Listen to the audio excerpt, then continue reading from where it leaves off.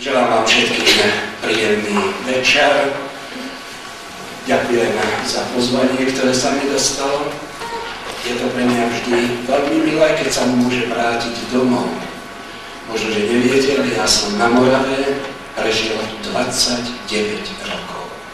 A po 29 rokoch som sa vrátil domov, keď ma volali späť. Moja manželka je tiež z Morave. Takže som Pánu Bohu vďačný za dnešný večer. Chceme spoločne premýšľať a uvažovať o niečom inom, s čím sa nestretávame každý deň. Za chvíľu tam budeme mať prvý diapozitív a tam bude to slovíčko a to slovíčko je budúcnosť. Ľudia ešte niekoľko rokov späť sa vysmievali, keď sme povedali slovo proroctvo. A prosím vás, a čo to je proroctvo? To si vymysleli ľudia. Ale keď prišiel 11. september a dvojčky v New Yorku spadli dole, zrazu celý svet sa zmenil. Od 11. septembra už to nie je ten svet, ktorý bol predtým. A zrazu politici, zrazu nie len politici, ale tiež aj teológovia, a potom obyčajní ľudia majú záujem o budúcnosť. Isté, že ešte sa vraciame aj späť do minulosti, zvlášte do staroveku, keď ľudia majú rádi horoskopy. A možno, že ste si všimli, že keď v televízii začína nejaká relácia a niekto tam je, prvú otázku, ktorú dostane, a v akom znamení ste sa narodili? Pretože tie hviezdy určujú budúcnosť. No ale je to tak, že ľudia ani nevieme počasie predpovedať, nevieme, kedy bude zemetrasenie a kedy nie. A keď sa rozhodneme o budúcnosti hovoriť sami, na základe svojich skúseností a na základe toho, čo my pociťujeme, a viete, že sa vidíme všetci lepšími, než sme v skutočnosti, tak potom tá budúcnosť v našich farbách je aj ružová. Alebo prejdeme do druhého extrému a ten druhý extrém je v tom, že sa dostávame do pesimizmu alebo do depresie. A viete kedy? Keď sa pozrieme do zrkadla a s hrôzou zistíme, že máme vlasy. S hrôzou zistíme, že tie vlasy sú nejaké šedé. Zistíme, že zuby tratí. A potom prichádza ten okamžik, kedy prichádza depresia a hovorí, a toto je môj život, toto je tá moja budúcnosť. Ja vás pozývam, úprimne vás pozývam. Skúsme sa spoločne pozrieť do budúcnosti. Do budúcnosti, ktorú pripravuje Pán Boh.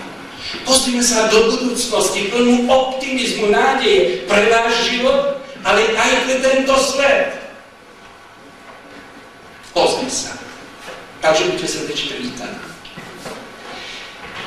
Keď hovoríme o situácii, ktorá sa vyvíja tu u nás, potom noviny, správy televízne začínali udalosťami Stredného východu. Ktoré problémy sú na Strednom východe? Problémy, že skoro každý deň niekto zaplatí svojim životom. Pozorujeme, že na jednej strane stojí Izrael, na druhej strane arabské štáty.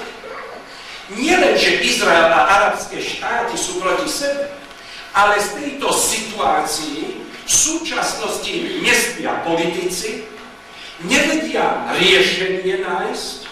Čo sa týka vzťahu medzi arabskými štátmi a medzi samotným Izraelom, rakety Izraela sú nasmerované na arabské štáty, rakety arabské sú nasmerované na Izrael. Ako hovorím, denne počúvame, že situácia je tak napätá, že OSN nemá človeka, ktorý by tieto vzťahy tam vyriešil. Ani sankcie nepomáhajú, nepomáha nič. Z toho dôvodu ľudia si dávajú otázku a tá otázka, ktorá tu je, tá otázka stále rovnako znie, ako je to možné, Čo je tu medzi Arabmi a Židmi? Že to napätie je stále väčšie a väčšie. Arabské štáty sú schopné sa zjednotiť, aby porazili Izrael. Izrael je ochotný dať krv svoju, aby suverenitu svoju udržal na tomto. A predsa je to ten veľký rozpor. A tak sa tu stretávame s jednou zaujímavosťou. Že je tu národ, ktorý ja som si napísal, ktorý má ojedinelé dejiny v tomto svete. Nenájdete iný národ, ktorý by mal takéto dejiny? A predsa tieto dejiny nás niečomu vedú. Ako je to možné, že tieto dva národy sa nemajú rádi a že tie vzťahy sú tu veľmi, veľmi zlé? Prečo sa vlastne oni rozdelili? Veď Arabi tvrdia, že ich praotec je Abraham. A Židia sa uspievajú a hovoria, ale prosím vás, Abraham je náš praotec. Majú pravdu Izraeliti, alebo majú pravdu Arabi? Kto má vlastne pravdu? A skutočnosť je taká, že majú aj Arabi pravdu a majú pravdu aj Izraelci, aj Židia. Skutočnosť je taká, že Abraham je praotec obidvoch. Jak je to možné, že sa títo bratia rozdelili? Jak je to možné, že je taká nenávisť? A ja by som vás upozornil na to druhé slovíčko, a to slovíčko je dedičstvo. Abraham bol veľmi bohatý muž. Nie len, že mal dostatok pastvy, mal dostatok dobytka, obrovské množstvo. Myslím, že celé Slovensko by sa malo čo učiť alebo skladať, aby malo také bohatstvo, aké mal Abraham. Ale tiež mal aj zem a všetko, čo k tomu patrilo. A keď zistil, že je už starší pán, zrazu prišiel na to, že si nič so sebou nezoberie. A otázka znela, a komu ja toto dedičstvo dám? Komu ja ho dám? A tak si zavolal svojho verného sluhu, ktorý mu slúžil, a on sa volal Eliezer, a to je napísané v 1. Mojžišovej v 15. kapitole. A hovorí mu, ty si môj verný služobník. Ty si mi vždy verne slúžil. Ja nemám žiadneho dediča. Ja svoj majetok a všetko, čo mám, dám tebe. Ty budeš mojim dedičom. A viete, čo urobil Eliezer? Celé noce o tom premýšľal. On takýto majetok zdedil. A pomaly sa pripravoval na prevziatie tak veľkého majetku. Eliezer pochádzal z Damašku. Je v 15. kapitole napísané. A vy viete, že Damašek je hlavným mestom Sýrie. Ale to nebol koniec.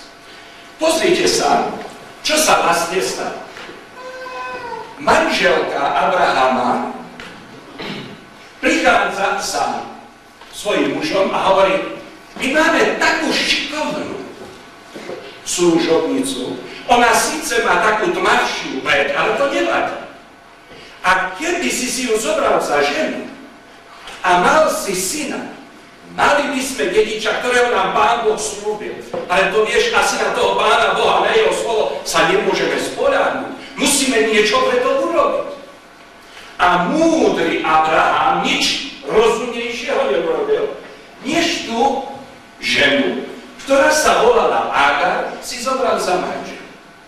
Narodil sa syn. A dali mu meno Izmael. Viete, odkiaľ pochádzala táto žena Agar? Ona pochádzala z Egypta. A keď sa narodil Izmael, Abraham si zavolal Izmaela, zavolal si tiež aj matku a potom si zavolal Eliezera a povedal, Eliezer, prepáč mi to. Nehnevaj sa na mňa. Ale ja svoj majetok ti nemôžem dať. Nedostaneš žiadne dedičstvo, pretože ja mám syna Izmaela. A všetko dedičstvo bolo slúbené Izmaelovi. A ja sa vás pýtam, ako sa cítil Izmael, keď toto počul od Abrahama? Ako sa cítil? Bol hlboko sklamaný. Príde si nejaký Izmael a všetko mi zoberie. Ale to nie je koniec. Rád by som vás utvrdil, že Pán Boh svoje slovo vždy plní. Dnes večer môžeme mať istotu, že Pán Boh je ten, ktorý vždy splní slovo. A keď ľudia mávli rukou a povedali, že už Abraham nebude mať svojho vlastného dediča, že jeho manželka už nemôže, aj príroda o tom hovorí mať, vtedy sa narodil syn Izák. To slovo Izák znamená, všetci sa budú smiať, no čo iného. A keď sa narodil Izák, podľa môjho štúdia Božieho slova, Izmael mal 12 rokov. Asi 12 rokov. Abraham si zavolal Agar, Abraham si zavolal Izmaela a viete, čo im povedal? Nehnevaj sa. Ale ty nedostaneš z môjho dedičstva nič. Mne sa narodil môj syn. A pretože sa mi narodil syn, všetko dedičstvo bude patriť dedičovi zo zákona. To je náš syn. A on všetko dostane. A vy, ktorí čítate Božie slovo, viete, že Abraham, pretože Agar bola veľmi, veľmi agresívna, až drsá, musel sa s ňou rozlúčiť a ju poslal preč. A keby sa anjel o ňu nebol postaral, kdeže ju poslal späť? Kde? Do Egypta. Ako sa cítila Agar a Izmael? Izák nás vytlačil von. Viete, prečo vám to vyprávam? Pretože toto sa dedí celé stáročia, to je vo vnútri týchto ľudí, tých ďalších a ďalších detí, ktoré sa narodili. Všimnite si, dodnes si Sýria robí nárok na dedičstvo v Izraeli. Dodnes si Egypťania robia nárok na dedičstvo. A Agar mala a Izmael v 12. verši, potom, prosím, v tej 16. kapitole máte popis povahových vlastností Izmaela. Madiani, to boli pokračovatelia tohto rodu, no a od nich sú Arabi. Takže tu prečo majú Arabi takýto záujem o izraelskú zem? To je ich domov, tvrdia. Nám najprv to sľúbil Abraham. On je náš otec. Ale keď sa narodil Izák, keď prišiel Izrael, oni nás vytlačili von. A my sme museli odísť preč. Nás Abraham vyhnal. To je nespravodlivé, toto je naša zem. A vy si poďte preč. Táto nenávisť, tá krivda, ktorá bola tu spáchaná, tá je hlboko. Myslím, pozorujem otázku, ako sa vlastne tí Arabi dostali do Palestíny, keď Abraham Agar vyhnal. Oni obývali arabský poloostrov, obývali tie pláže, ktoré tam boli, primorské.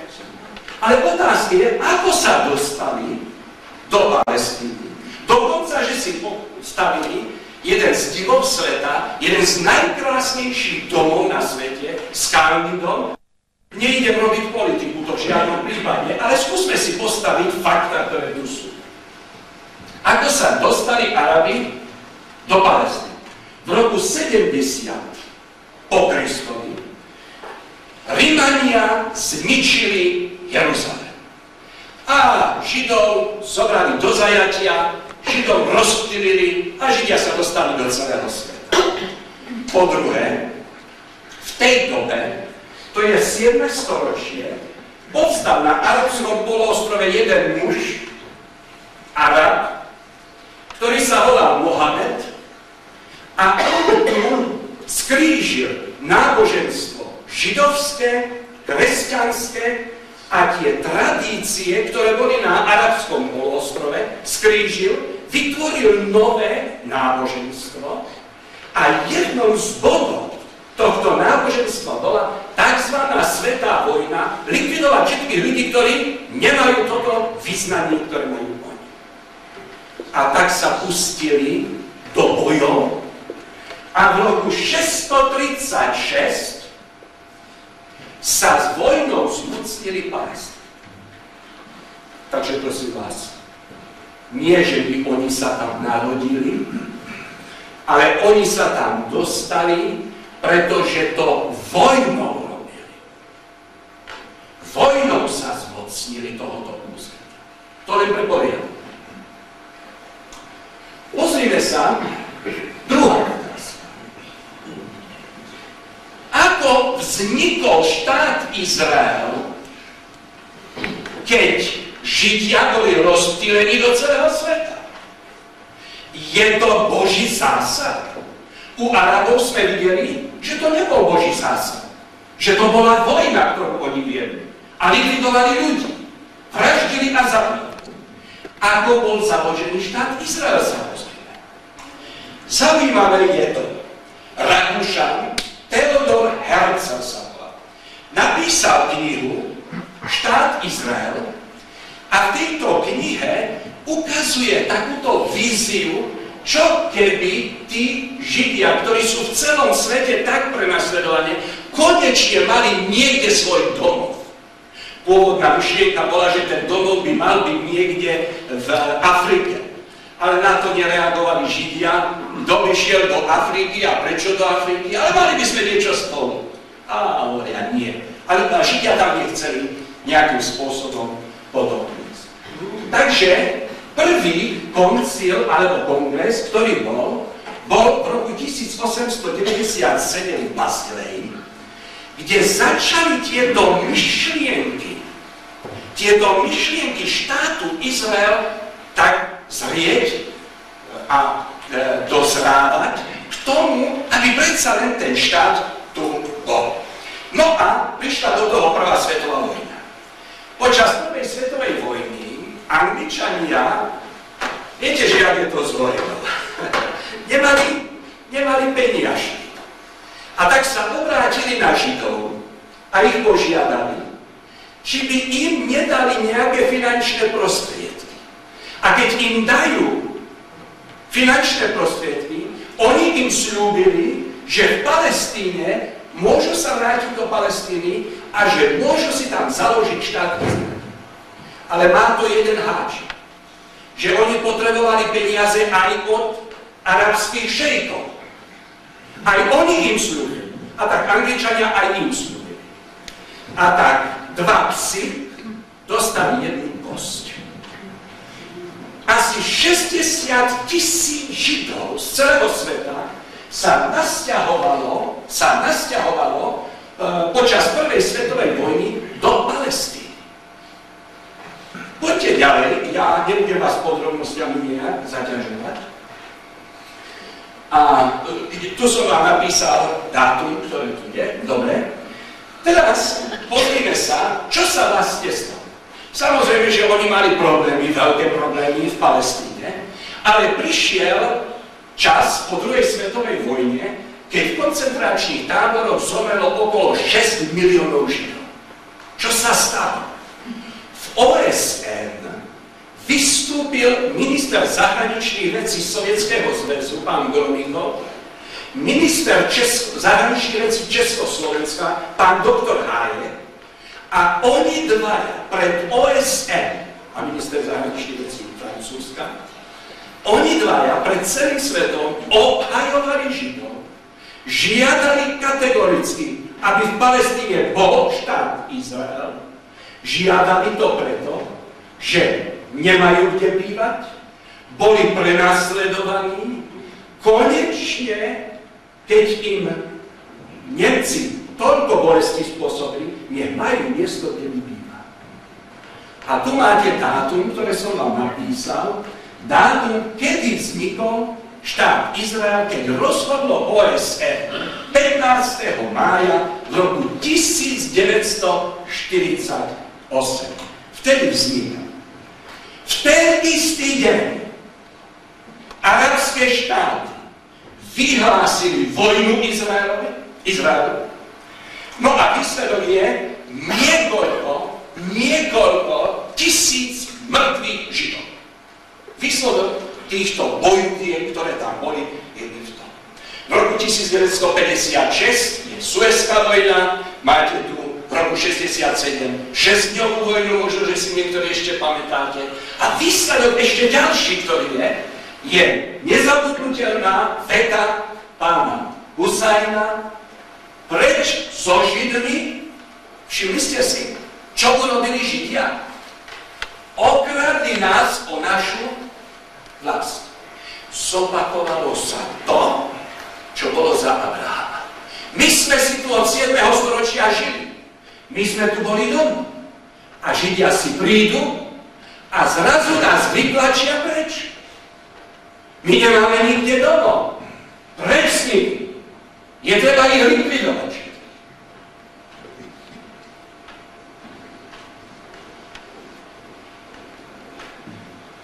Štát Izrael nie je výsledkom Božieho zásahu, ale štát Izrael je výsledkom diplomácie, výsledkom peňazí, zbraní, ale nie Božieho vláda. A toto by som niekoľkokrát nezačal počať. Tak ako Arabi sa tam dostali vojnou, za pomoci raket a tankov sa dostal aj diplomácie, aj Izrael. Kto sú to vlastne Židia? To je otázka, ktorá sa tu doslova tlačí. Kto sú to Židia? A Biblia nám odpovedá na túto otázku. Je to národ, ktorý si povolal a vyvolil sám Pán. Pán Boh povedal, nie preto, že by vás bolo veľa, že by ste boli nejaký mimoriadný. A ja vás mám rád. A tak Pán Boh si povolal tento národ. To slovičko vyvolil vždy v Biblii znamená, keď Pán Boh si niekoho vyvolí, vždy k službe. Akú úlohu dostali Židia, Izraeliti od Boha? K čomu si ich vyvolil? Viete čo? Celý tento svet privie späť k viere v Boha. Celý tento svet pripraví na príchod Mesiáša. Pripraviť seba a celý svet, aby prišiel, keď príde Mesiáš. Izaiáš prorokoval a povedal, môj dom sa bude volať domom modlitby u všetkých národov. Všade v celom svete poznajú pravého Boha, stvoriteľa, neviditeľného, jediného Boha. To bola úloha. K tomu si vyvolil Pán Boh tento. A niečo ešte urobil viac. On ich umiestnil na križovatke sveta. Chcel by som upozorniť vás na to, že Izrael, Palestína, to je pupok sveta. Tam sú križovatky námorné, letecké, náboženské, ekonomické, aké chcete. Všetko je tam sústredené. Tam je tá križovatka.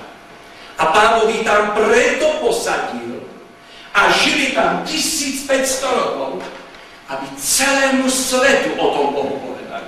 Aby ten svet priviedli k Bohu späť. Aká je situácia dnes? Upozornenie ďalšie. V Izraeli v súčasnosti žije iba malé percento Židov. A z toho malého percenta Židov ani 8% z nich neverí v Boha. 8% sú veriaci, ostatní neveria. Vznikol tento štát na základe toho, že si to Pán Boh želal, že to bolo v pláne. Poďme ďalej. Ostatní Židia sú stále v celom svete. A keď sa pozriete na štatistiku, zistíte, že ich bolo v Európe 10 miliónov a po druhej svetovej vojne ich zostalo ani nie 3 milióny. A otázka je, kde odišlo? Kde 7 miliónov Židov odišlo? Kde sa vlastne stratili? Aký má Pán Boh plán s Židom? A je tu jedna kapitola, rád by som vás prosil, keby ste doma ste si ju prečítali dnes večer, ale zajtra, ako vám to vyjde. A to je 5. Mojžišova 28. kapitola. Pozrite sa, Pán Boh mal s týmto ľudom ešte zvláštny plán, aby mohli úlohu svoju splniť. Aký ten plán mal? Pán Boh povedal, vyvýši ťa Hospodin tvoj Boh nad všetky národy. Židia mali mať vyššiu inteligenciu než všetci ostatní ľudia. Máme taký dôkaz nejaký, že Pán Boh to myslel vážne s tou inteligenciou Židov? Áno. Pozrite sa na Šalamúna. To len je taký záblesk toho, čo Pán Boh chcel urobiť v centre sveta. Ľudia z celého sveta prichádzali, aby obdivovali múdrosť Šalamúna. A Šalamún povedal, ja tú múdrosť mám od Boha. Pán Boh chcel vyvýšiť národ židovský nad všetky tieto národy. Po druhé, čo Pán Boh mal v pláne, že mali byť prvý zo všetkých. Najvyššia inteligencia, ale aj prvý. Je tam napísané, Hospodin ťa nedá za chvost, že by ste boli z ľudí nejaký poslední, ale budete ako hlava. A keď otvoríte si dejiny, potom zistíte, že Židia sa veľmi rýchle dostávali na prvé miesto, kdekoľvek prišli. Ja som vám vypísal napríklad, že sa dostávali vo vláde, máte tu Jozef, sa dostal veľmi rýchle hore, Daniel, Mardocheus. Keď sa pozriete potom do hudby, v oboru hudba, to sú vynikajúci hudobní skladatelia, všetci Židia, vo veke, aspoň tie dve mená, Einstein a Kirillov. Vždy sa dostali vyššie. A môžem vám prezradiť, že v súčasnosti Židia majú viac ako 50% všetkých Nobelových cien. Dodnes patria medzi tých ľudí, ktorí sú na prvom mieste a ktorí majú vyššiu inteligenciu. Toto Pán Boh mal v pláne s týmto ľuďom. Je tu ale, všimnete si, jedno slovíčko. A to slovíčko v slovenčine znie ak. V češtine to slovíčko je jestli. Ak. A to ak je podmienené slovíčko, to znamená, Pán Boh hovorí, tak ťa povediem, taký mám s tebou plán, toto ti otváram pod podmienkou. Akou podmienkou? Keď budeš poslušný. A Pán Boh niečo urobil s týmto ľuďom. Pán Boh urobil s nimi zmluvu. A hovoril, keď ty ma budeš poslúchať, a keď ty budeš so mnou, a ty budeš pestovať so mnou dobrý vzťah a spoločenstvo, potom ja to urobím. A v Biblii máme odpoveď, či Pán Boh vôbec svoje slovo dodržal. A mne sa veľmi páči tento verš, ktorý napísal Jozue, 21. kapitola, 45.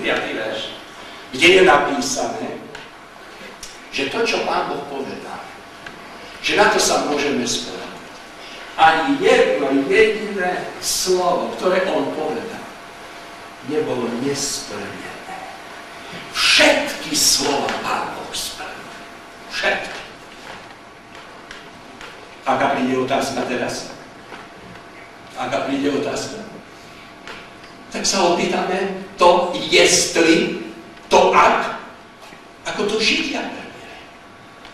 Ako jeho milovaný národ to preberie. A ešte zmluva, ešte atrament, inkost, ešte nevyschnul a už si postavili zlaté tela. A viete, prečo si postavili zlaté tela? Pretože tvrdili, že to nie Pán Boh ich vyslobodil z Egypta, ale že to ten bič, tento tela ich vyslobodil. Preto je zo zlata, preto tancovali a preto sa mu kláňali. Tu vidíte, že tento ľud, ktorý mal celý svet privádzať k pravému Bohu, oni sa učia od týchto bezbožných ľudí. Oni prijímajú ich bohoslužbu, keď chcete modloslužbu prijímať.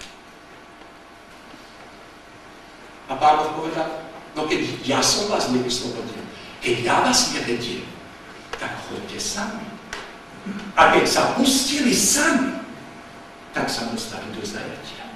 Pretože tie národy, ktoré tam boli, len čakali na ten okamžik, kedy budú môcť. Kedy budú môcť po nich. A keď Pán Boh videl, ako tento ľud sa trápi, zavolal proroka Ezechiela a hovorí, prosím ťa, napíš im, povedz im, nech odídu kdekoľvek, ja ich nenechám. To je môj ľud. Nech tvrdia, že ich zlaté teliatko vyslobodili. Ja idem s nimi do vyhnanstva. Ja idem s nimi do zajatia. Ja bez nich nemôžem byť. Ešte raz tu opakujeme tie záväzky, ktoré mal. Ja už som to povedal. A tieto záväzky, keď si zopakujete, musíme otvoriť Evangelium Jána 1. kapitolu. Urobte si poznámky, prosím vás, a doma si to prečítajte, preštudujte, či hovorí pravdu. O toho ste tu, aby ste na základe Božieho slova to kontrolovali. A pozrite sa, čo je tam napísané. Ježiš prišiel a hovorí, to je môj ľud, môj vlastný ľud. Ale oni povedali, my ho nepoznáme. Oni povedali, my ho neprijímame. My ho nechceme. To, čo urobil Ježiš pre milý národ židovský, hovorí, ja idem za vami. Ja idem a klopem. Ja vás prosím, otvorte mi. Ja vám chcem ukázať našu budúcnosť. Vy nebudete mať žiadnu budúcnosť v tom svete. Vám nikto a nič nepomôže. Ale ja s ľútosťou a s bolesťou konštatujem, že milý národ židovský povedal nie.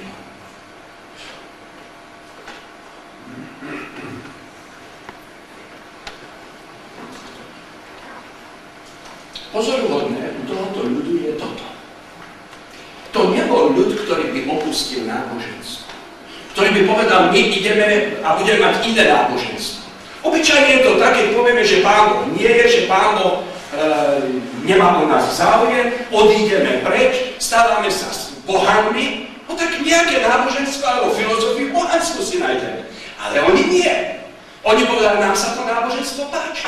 Nám sa veľmi páči chrám. A ten zákon nie je lepší, babylonský zákonník nie je lepší než Boží zákon. A tá Biblia, starý zákon, je vynikajúca, nám sa páči. A my sa učíme naspamäť Bibliu. A tie ceremonie, no to my citové, také zážitky nikdy neprežijeme, ako keď ideme do chrámu a poslúchame, ako zvončeky tam zvonia, keď ten veľkňaz ten veľký deň zmierenia mal službu. Im sa páčil chrám, im sa páčilo učenie. Oni sa zamilovali do týchto vecí.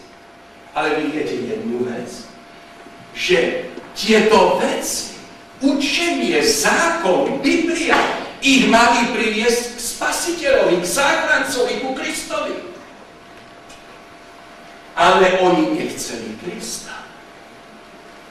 Oni chceli zákon, oni chceli chrám, oni vykrikovali, my máme chrám, ale nie Krista. A Ježiš tu stál a hovorí, zoberú vám chrám, zoberú vám svety, zoberú vám druhú zmluvu, všetko vám zoberú. Ale keď mňa budete mať, potom budete šťastní. Potom váš život bude mať zmysel. Ale oni nechceli Krista. Oni ho nechceli.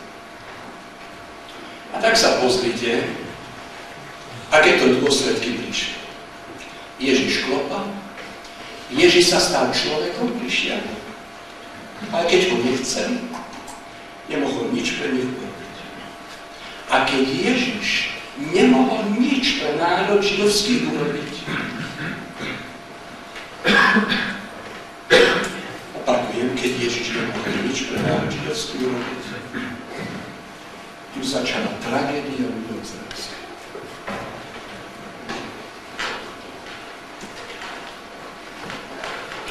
Tu začala tragédia ľudí izraelských. A nezabudnime, že naša tragédia presne tam začína. Keď chcete, tam pokračuje. Keď sme kresťania, keď veľmi rádi máme citové zhromaždenie, keď máme veľmi rádi Bibliu, keď sa učíme z pamäti spievať, keď dávame sa, zamilovávame do týchto vecí a Ježiš stojí pred dverami, zatiaľ, čo by mal byť v našom živote. Bez Krista začína tragédia v našom živote. Tak nám milí národ židovský. Ani my potom nemáme žiadnu budúcnosť pred sebou. A v tej 5. Mojžišovej potom máte následky tej zlej vôle. Viete, čo sa stalo? Keď neotvorili dvere Ježišovi Kristovi, viete, čo sa stalo? Otvorili dvere nepriateľovi a diabol do takého súženia, do takého utrpenia ich viedol, že oni boli plní zúfalstva a depresie. Keď nedovolíme, aby Kristus vládol v našom živote, začína tragédia. Začína život bez Krista, ktorý prichádza k bolesti a k tomu utrpeniu. A tu máte napísané, kto všetko trápil milý národ židovský. Diabol sa postaral, aby Egypťania ich trápili. Gréci, Rimania, Mohamedani, Španieli, Nemci, Rusi. Milióny týchto ľudí zomieralo, pretože diabol dostal tú príležitosť. Oni mu dali tú príležitosť. Aby ich prenasledoval, aby ich ničil. Diabol chcel Židov zlikvidovať úplne. Nenávidel Boha, nenávidel celý ľud izraelský, celý národ židovský. A táto tragédia s ľudosťou konštatuje, pokračuje aj dnes, aj v tejto dobe. Tu už vidíte z tej 5. Mojžišovej,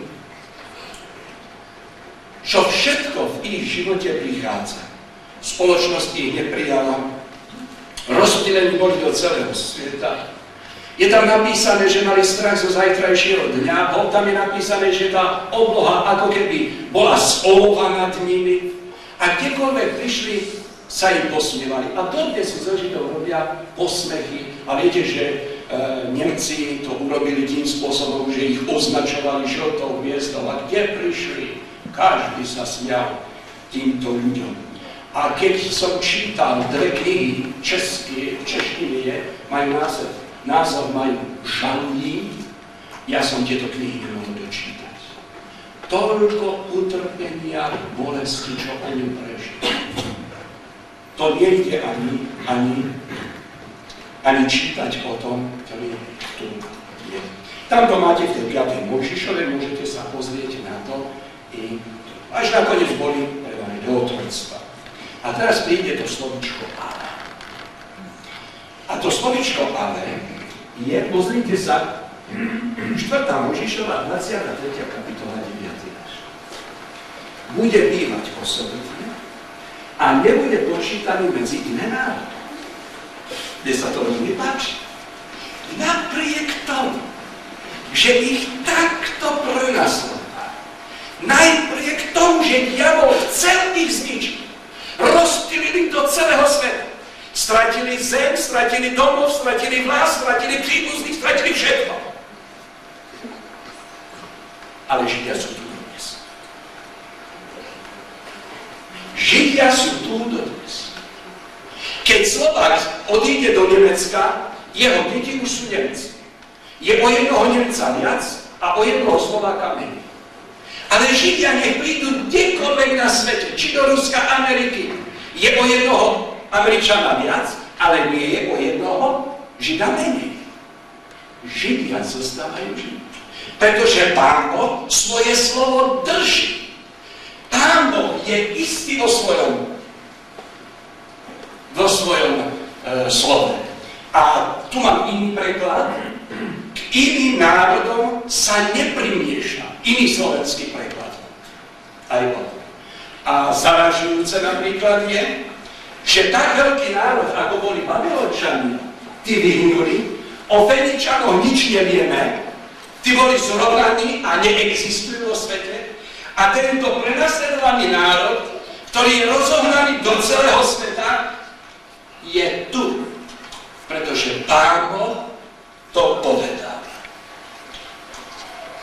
Myslím si, že to je niečo úžasné, ktoré tu zostáva. Chcem ešte pripomenúť vám 3 skutočnosti, ktoré sú veľmi bolestné. Pretože to počiarkne ešte tú tragédiu. Židia prišli za Samuelom a povedali: my nechceme, aby ty si vládol, my chceme kráľa. A Samuel sa rozplakal. A veľmi dlho bol smutný. Pretože celý národ židovský vedel, že ich nevedie Samuel, ale že tam je bohovláda, teokracia, že ich vedie Pán. A tak Pán Boh z neba zostúpil a prišiel za Samuelom a hovorí: neplač, nebuď smutný. Nezavrhli teba, ale zavrhli mňa. Tá tragédia celé storočia pokračovala. A potom Pán Boh povedal: dobre, ja im pošlem svojho syna. Boh sa stal človekom. Býval medzi nimi, žil s nimi. A my tu čítame, že do vlastného prišiel a oni nebudia. Chodil po ich uliciach, spal s nimi, uzdravoval ich. A oni boli tak nahnevaní, že povedali: radšej než nám císar vládne, než Kristus. Krista nechceme. A zabili ho. A tak sa postavili proti druhej božskej osobe. A Pán Boh ich miloval. A Pán Boh za nimi ide. A uplynulo asi niekoľko dní od tohto okamžiku. A oni urobili tretí krok tragický. Ale to bol výsledkom stáročí, ktoré tu boli. A v ten deň zajali Štefana. Štefan mal k ním posledné kázanie. A keď Štefan kázal, Židia sa na neho pozerali a hovorili: to nie je asi Štefan. Veď on má tvár ako tvár aniel. Oni vedeli, že to je posledné posolstvo. Oni vedeli, že to Pán Boh im posiela posledné posolstvo. Viete, na akú tému Štefan mal posledné kázanie k ním? On kázal na tému: Vy ste sa vždycky protivili. Vy ste sa vždycky protivili Duchu Svätému. Tretej božskej osobe.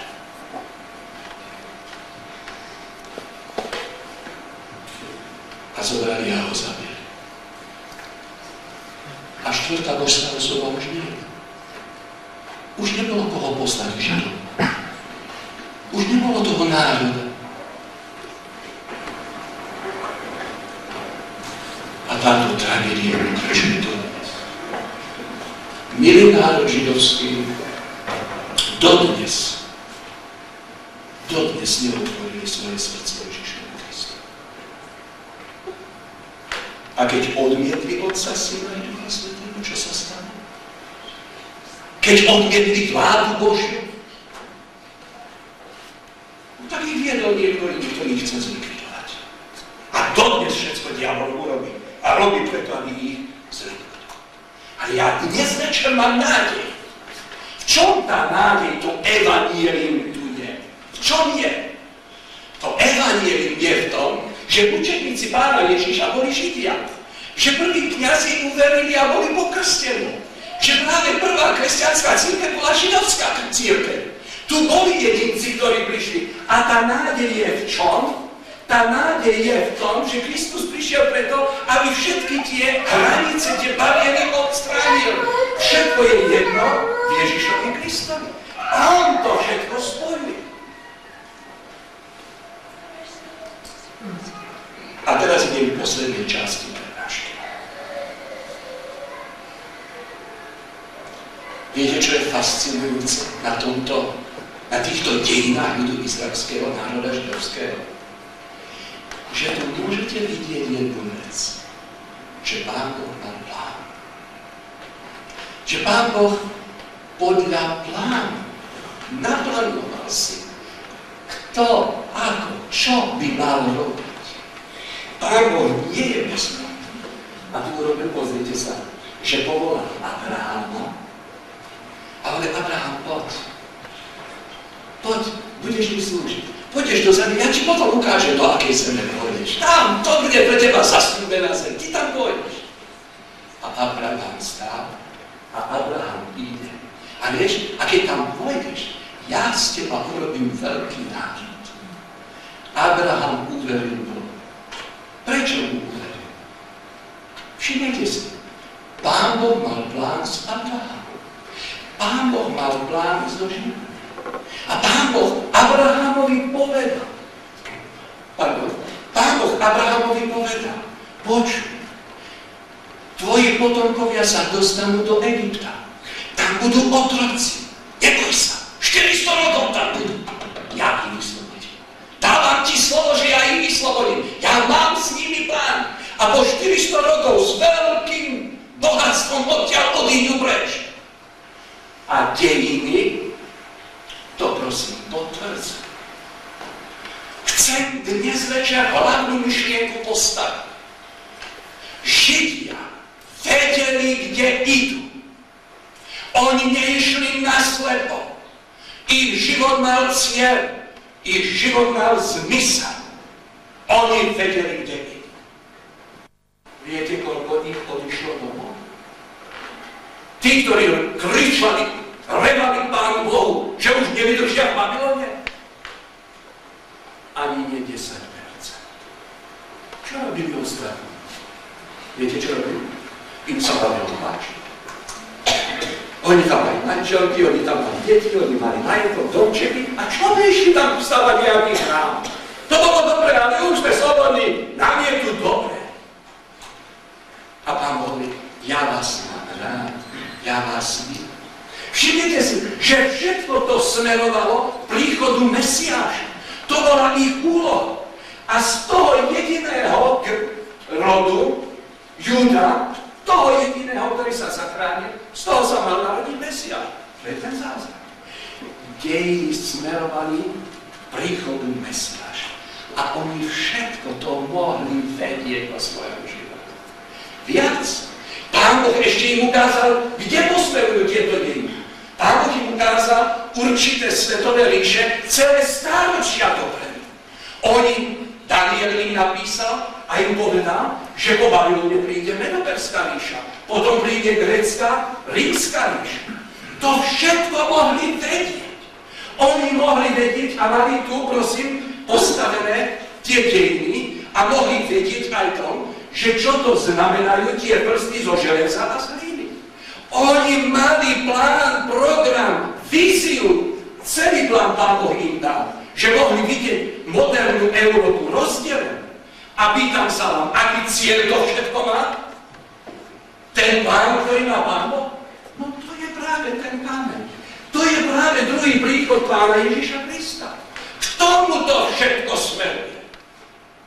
A prepáčte, či tomu veríte, alebo tomu neveríte. Životy všetkých ľudí, všetkých národov smerujú k jednomu cieľu. A to je k príchodu kráľovstva Božieho. K príchodu Ježiša Krista. Toto je cieľ. Ja, vy môžete vedieť, kde smeruje váš život. Ja aj vy. Pretože Pán Boh má plán pre celý vesmír, vo vesmíre pre našu zem, na našej zemi pre rodinu, v rodine pre jedinca. Pre každého má Pán Boh svoj plán. Pre každého. A počúvajte, čo Jeremiáš napísal. Jeremiáš takto. Zaznelo slovo Hospodinovo ku mne. Skôr, ako som ťa utvoril v živote matky, poznal som ťa. Skôr, ako si vyšiel z lona matky, posvetil som ťa. Učinil, alebo určil som ťa národom zatvorených. Kedy? Kedy? Než sa narodí. Ešte pred narodením. Prosím, Pán Boh má plán s vami. Ešte než sme sa narodili. Pán Boh nie je chaotický. Pán Boh nič nevypadlo z rúk. Pán Boh vedie svet, vedie vesmír. Chce viesť rodinu, chce viesť iná. Prorok prijal plán Boží pre svoj život. Plakal. Jeho život bol strašný ako proroka. Ale keby nebol prijal ten plán, ktorý mu Pán Boh dal, mal by rodinu, mal by deti, chodil by do práce, zomrel by. A čo by mal? Akú budúcnosť? Aký plán? Nemal by nič. A tak Pán Boh, ako to je, že Pán Boh vie a môže vedieť, aký je plán má so mnou, aký ja budem. No to je preto, že Pán Boh je ten, ktorý poskladal naše gény. Pán Boh je ten, ktorý nás stvoril a každého originál stvoril. Pán Boh pozná môj temperament, Pán Boh pozná, aký ja mám dispozíciu. A Pán Boh vie. No tak pozri sa, tak ten Juda môže byť evangelista alebo kazateľ, no a ten druhý by mohol byť hospodárom, ten tretí by mohol s mládežou pracovať. Pán Boh vie, na čo máme. Pán Boh vie, čo nás uspokojuje. Pán Boh vie, aký máme temperament. Pán Boh vie, čo by sme mohli, alebo ako by sme mohli byť šťastní v našom živote. Tu je plán, ktorý má Pán Boh s nami. Tu je. A teraz príde to slovičko, ale ja tam nedoším. Ale čo nerobí Pán Boh? Čo nerobí Pán Boh? Tam to je napísané. Sice slovenský, ale Pán Boh nám svoj plán nevnúti. On má plán pre mňa, pre vás, ale on ho nenúti. Prečo ho nenúti? No preto, ani ho prikázať nemôže. Prečo ho nenúti? Pretože nám dá slobodnú vôľu. A Pán Boh nikomu nebude prikázať. To je jediný plán, ktorý sa môže prijať iba z láskou. Keď sa zamilujete do Ježíša, potom môžete tento plán prijať. Inak nepríjmete ho. Inak budete trucovať. Inak si pôjdete svojím životom a poviete si, môj plán je najlepší, ja ako to robím? A Pán Boh povie, hej, chceš ísť svojím životom? Nech sa páči, choď. Plánuj si svoj život. A uvidíš, že to privedie ten tvoj život. Ale keby si chcel, ja som tu a ja by som veľmi rád tento plán naplnil v tvojom živote. ťa, príď. A keď to neurobíme, môžeme pracovať v cirkvi, môžeme byť vynikajúcimi kazateľmi, môžeme mať postavenie vysoké v cirkvi, ale naša tragédia buď začína, alebo pevne pokračuje ďalej. Modlím sa, aby ten náš životný plán bol v súlade s tým plánom Božím. Pretože tieto naše plány, ktoré teraz tu máme, tie vidíte, kde vedú. Tie vedú len k smíti. A potom príde otázka, čo? Ježiš má lepší plán. Pán Ježiš dnes večer prišiel medzi nás. A Ježiš Kristus nedá nikomu pokoj. Nikoho nenúti. Ale on má plán navštíviť každého človeka. Stojí v tých dverách. Ježiš klope na každé dvere. A on prosím ťa, poslal. Ja chcem ti približiť svoj plán. Ty môj plán nepochopíš. To z toho dôvodu, že hriech je rakovina. Zožral to vedomie toho plánu, ktoré som dal Adamovi a Eve na počiatku. Ale keď ja vstúpim do tvojho života, ja ten plán prinesiem. Tvoj život bude bohatý. A ty sa staneš šťastným človekom. A keď príjmeme dejiny všetkých týchto ľudí, celého sveta, nasmerované sú, keď Kristus príde. A keď ich príde, aby sme boli hotoví, aby sme boli pripravení. Čo si myslíte? Môže tá tragédia postihnúť aj nás? Nás, kresťan? To nie je len tragédia národa židovského. To je tragédia väčšiny kresťanov v súčasnosti. Sú v cirkvi a zomierajú bez Krista v cirkvi. Dovolte, aby som sa s vami pomodlil. Dovolte, aby sme predstúpili pred Boha. Náš drahý nebeský Otče, dnešný večer stojíme pred Tebou. Sme hlboko pohnutí, ako Ty veľmi máš rád ľudí.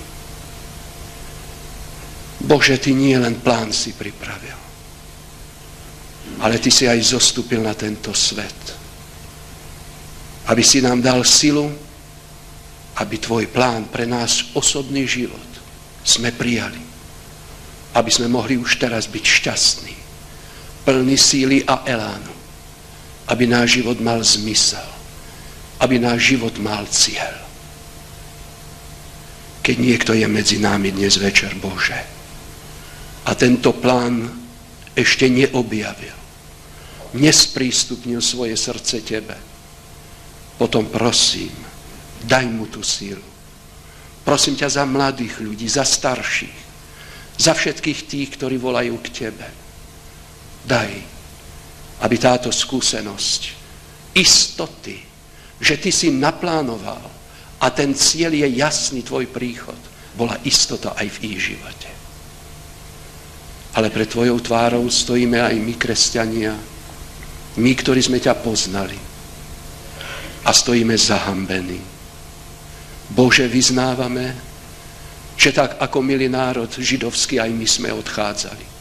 Napriek tomu, že sme ťa poznali ako milovaného, láskavého a dobrého Otca. Ako toho, ktorý sa obetoval. Ako toho, ktorý rád vedieš. Ale my sme odchádzali. Bože, odpusť nám to. A dnes večer, keď stojíme pred Tvojou tvárou a sme počuli Tvoj hlas, otvárame svoje srdce, svoje životy. Prosíme ťa, vstúp. Prosíme, daj zmysel nášmu životu.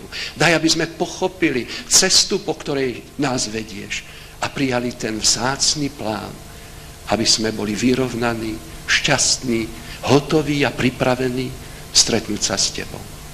Z celého srdca ťa, Bože, o to prosíme. Amen.